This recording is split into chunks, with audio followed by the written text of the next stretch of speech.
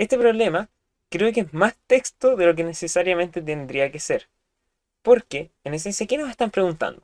Nos están diciendo cuál es el valor de AB, o sea, de esta incógnita, en función del ángulo alfa.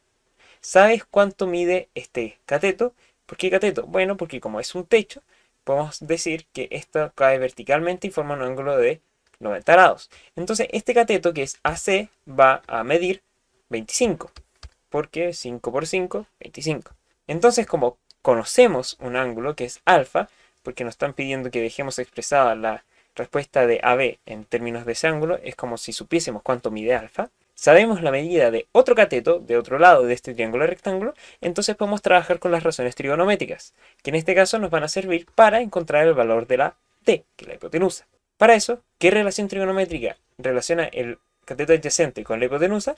En este caso va a ser el coseno de este ángulo de alfa, que va a ser igual a 25 partido d. Entonces d, si la despejamos, va a ser 25 partido coseno de alfa, que entonces la respuesta correcta vendría siendo la A. Es importante no confundir cuáles son las relaciones y cómo se construyen. En este caso es el cateto adyacente partido de la hipotenusa.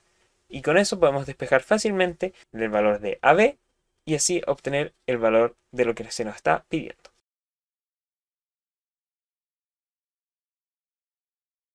En esta pregunta nos piden el valor del coseno de alfa. Ojo que esta figura, este triángulo que es rectángulo, está en el plano cartesiano.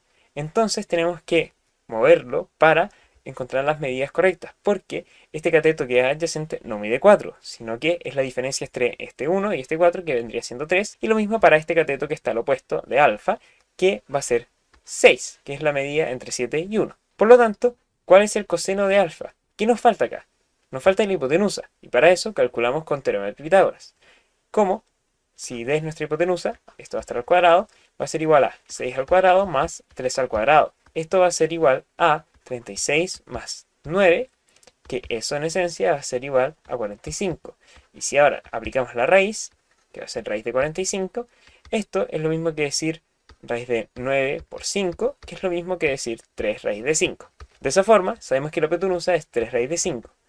Con ello, podemos calcular cuánto va a ser nuestro coseno. En este caso, es recordar que es el cateto adyacente, o sea, 3 partido la hipotenusa, que es 3 raíz de 5. Si lo simplificamos, nos queda 1 partido raíz de 5. Pero el DEMRE tiene el estándar, y esto siempre va a ocurrir, de racionalizar las fracciones, o sea, de nunca dejar una raíz en el denominador.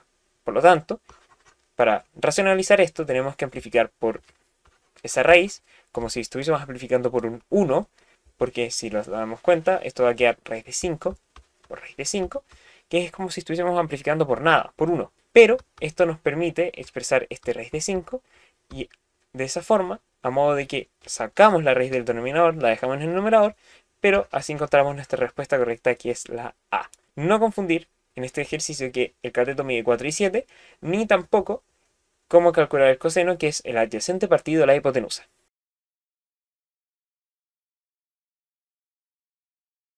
Esta pregunta hace una consideración con respecto a un niño que mide 1 metro, porque nos preguntan cuál va a ser la altura del volantín que está encumbrando respecto a estas dimensiones con las cuales está dándose el contexto. Para eso, ¿qué podemos hacer?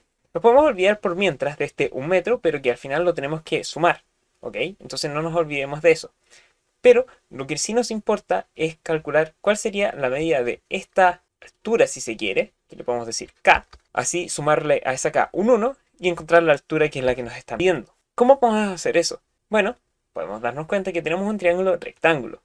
Y en este tenemos un ángulo que conocemos que es 60, un lado de este triángulo que conocemos que en este caso es la hipotenusa que mide 46, y por lo tanto podemos trabajar con las razones trigonométricas, porque es importante conocer un ángulo y un lado para así construir el resto de la figura. Entonces, ¿qué razón trigonométrica nos permite obtener k?